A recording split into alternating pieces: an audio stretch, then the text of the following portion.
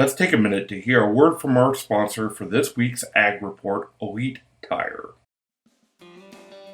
Elite Tire and Automotive.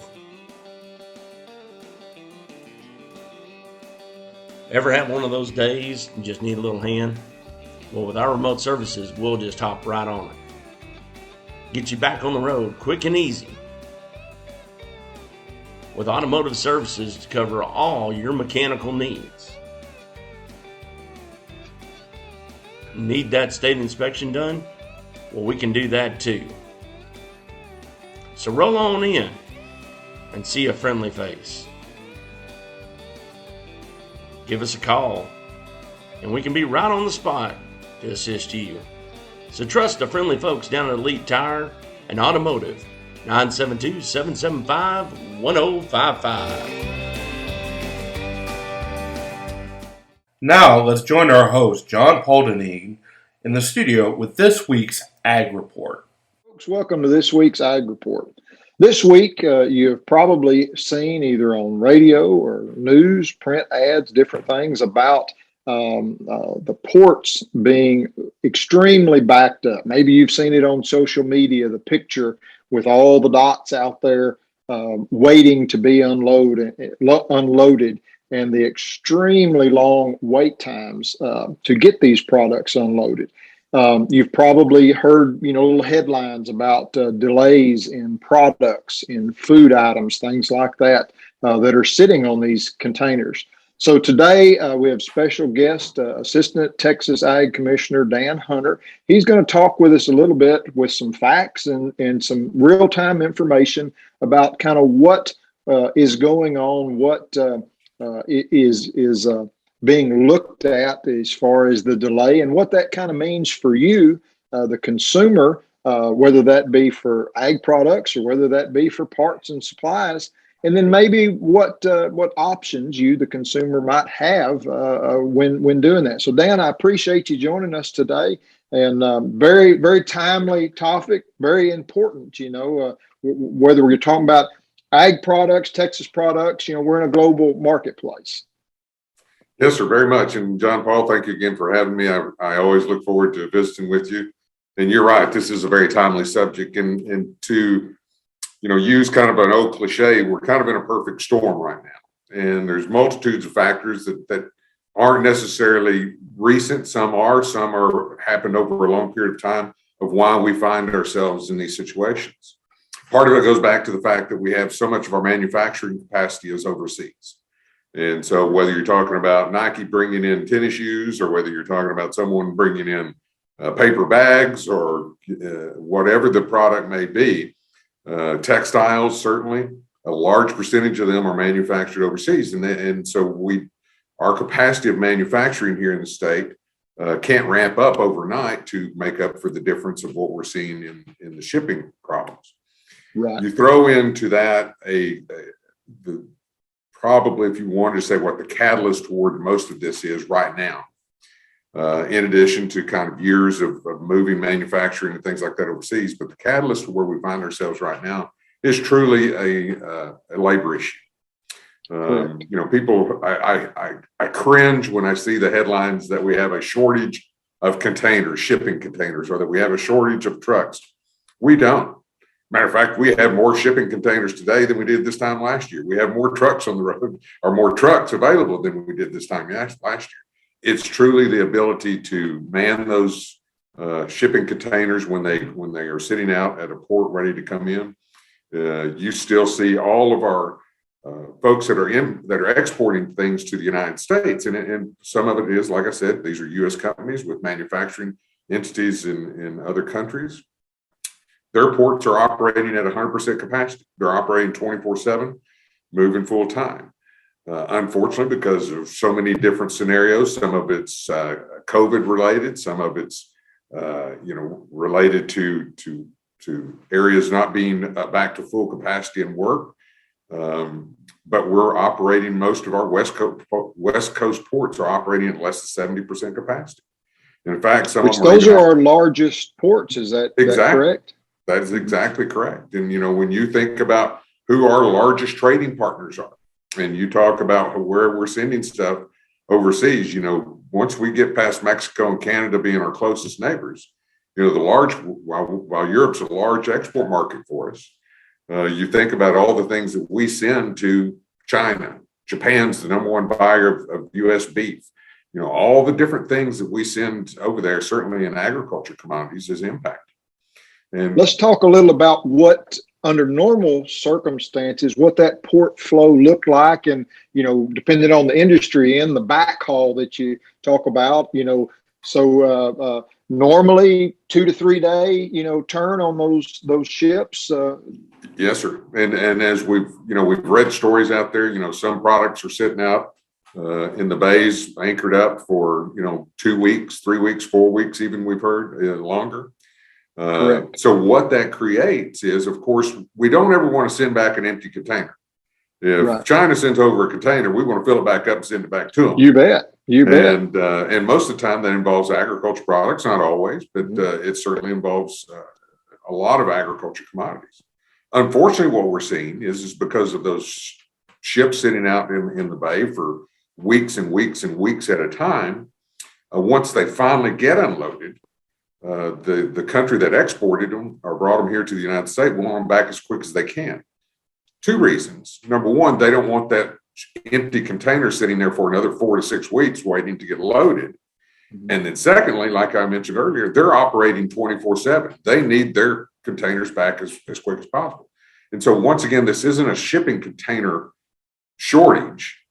There's plenty of shipping containers. It comes down to a labor shortage. And the reality is it's essentially a U.S. labor issue because we have, like I said, certain restrictions in place. You have capacity issues. You have people who, you know, are not going back to work, whether it's for safety reasons or other reasons that they're not, you know, and we don't see it just in the ports. I mean, you hear about it everywhere. You hear about McDonald's offering, you know, $18 an hour to flip hamburgers and things like that. So the labor issue isn't just there, but from the standpoint of this current conundrum that we're in, it is one that is got the attention nationally. And we just came back, Commissioner Miller and I were in Louisville, Kentucky for the National Association of State Departments of Ag, which is essentially all 50 states and territories, secretaries, commissioners, and directors of agriculture from all the different states. And this was by far probably the hottest topic that was discussed. The reality being that, again, we are an exporting nation when it comes to agriculture. And it's critical, not only from the standpoint of shipping, but also trucking. Truckers are getting paid premiums to probably carry things that they normally wouldn't carry. And what I mean by that is that when you do get a load of toilet paper in at the West Coast, rather than hauling, you know, a truckload of grain, which is a lot heavier, causes you to have a lot more fuel, I can haul a load full of toilet paper and it's a lot lighter and I can move faster and all those other things that you don't have to worry about. So it's, like I said, this kind of perfect storm scenario that we're in is, it's one that I don't see us getting out of it quickly. However, I think are we seeing spoilage on this timetable? You know, we're talking about ag products, and you know, if they get held up 3 to 4 weeks out there, you know, some of this stuff it doesn't have an indefinite shelf life. Are we seeing some spoilage and then dumping of that commodity? We've heard of some spoilage, but it's not become a huge problem. I think that you know, when you look at where our fresh fruits and vegetables that are imported into the United States come from, you know, most of it comes from the South.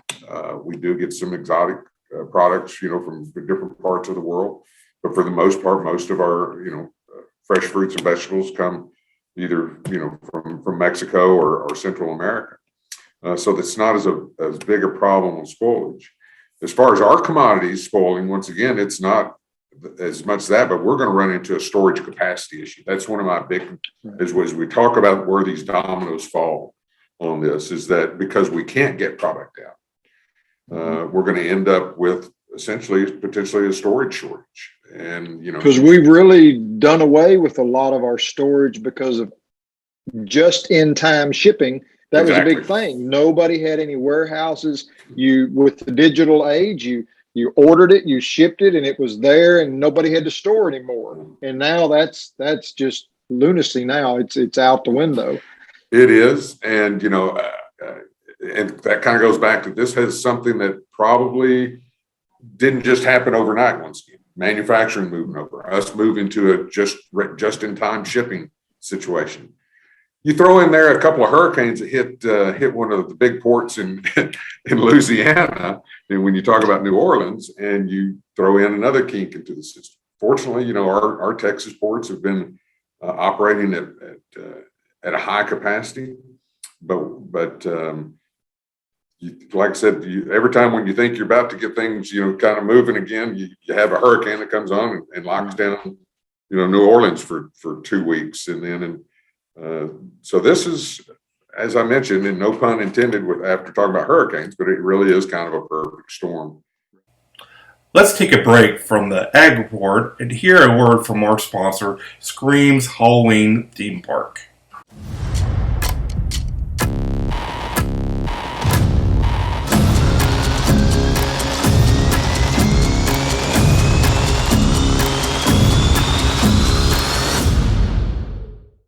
Now let's head back to the studio with John Poldening's interview with Texas Department of Agriculture Assistant Commissioner Dan Hunter.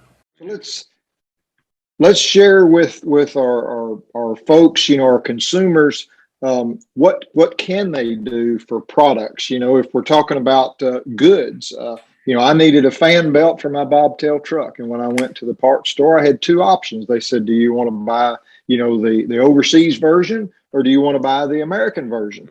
Now, the American version was about twice as much in there, but I chose to do that because I knew where I was investing that money, and I think that's something we should maybe take pride in, whether we're talking about agriculture products or we're talking about parts or tires or whatever, because I think that'll help rebuild some of that infrastructure in here. It'll give those businesses money to invest in their storage, in their things. Your thoughts? Yeah, no, I think that is a fantastic point. And once again, not to get too pundish here, but I think there's been a couple of what I call pandemic shifts, things that have happened because of COVID. One being is how the consumer buys. A year and a half ago, 2 years ago, certainly, the amount of online shopping that people did is nowhere near what it is today. And we've seen a major shift in how people shop, how quickly they can go online. I'll be honest, I bought very few things online. I had now the Amazon truck guy knows my first name. I think that's one of the pandemic shifts is how the consumer bought their products. And in that, they found out where it was coming from. When we then started seeing farmers and ranchers make a pandemic shift, that this is a two-way street. Commerce is now happening online. And we're seeing it more and more every day, certainly with our members, what we call our Go Texan members here in Texas, which are people who ship products and manufacture products. But we're seeing more and more farmers and ranchers going direct to the consumer. We provided an online marketplace for people to be able to sell their products to folks during the pandemic, and it just blossomed. And now you see many of these entities that have fully integrated systems now. They're butchering their own lambs, they're butchering their own cattle, they're breaking their own cuts of meat, they're specializing orders, they're grinding whatever it is for sausage or those types of things rather than sending it off. So some of them have become integrated. Part of that, once again, kind of goes to that issue that we saw earlier this year with the packing houses and things like that. But the online presence, the e-commerce presence of the farmer and rancher has been a pandemic shift. There were probably very few direct sales that you could actually go out and buy direct from the farmer. The way we did it was we went to a farmer's market maybe one Saturday a month. But now we see it that people are offering their goods online. People are comfortable buying them online and going, to your point, They like buying from someone that they feel they know. They like buying from someone in the United States. They like buying from someone who's from Texas. And, we saw this, what we used to call farm to fork, at the restaurants. Mm-hmm. We're really seeing it at the house now. And that's been like I said, a pandemic shift as well. And, a great point about the Go Texan program, whether you're talking about ag products or restaurants, and it all ties together. You can follow that, connect the dot back through there. But, let's remind folks that Texas is large and diverse, and we've got the Valley. We've got almost 12 months out of the year being able to raise things down there, that there are a lot of products that you can source right here out of Texas, that doesn't have to be shipped in through one of these ports or something like that. So, the folks need to, I would like to encourage them to kind of, they love to get on Google and look for some like you say, direct marketing places around Texas that we can support, our neighbors and our friends and things like that, whether that be agriculture products or, hard parts or everything, because this stuff, it goes across the board. As producers, we're having trouble getting parts for our tractors, for our equipment, that kind of stuff.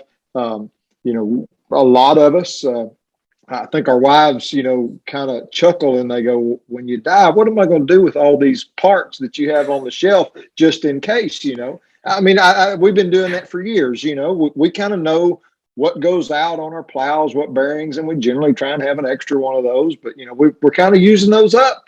our shelves are getting thin, and we can't get any more. So, no, it's it's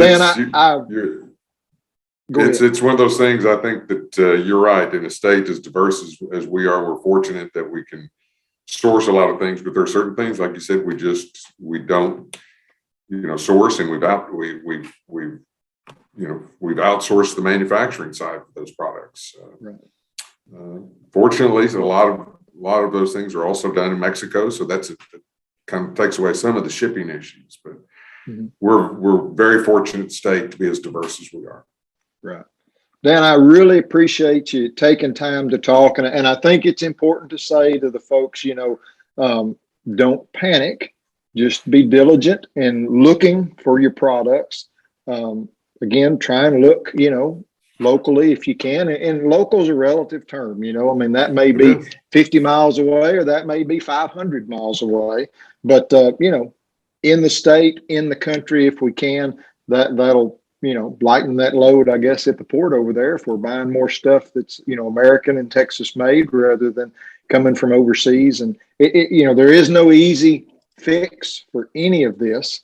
It's not going to go away anytime soon. I heard a report yesterday from the Maritime Commission that they're saying this backlog will go on well into next year. It is no end in sight, in there. So it's just going to kind of have to be a way of life that we deal with. And, like I say, take pride in sourcing some stuff, from Texas, from America, and let that be a new way of life. That's not that bad. Yes, sir. Great point. Good deal. Well, thank you again very much. We appreciate it. Y'all take care. Anytime. Have a good day.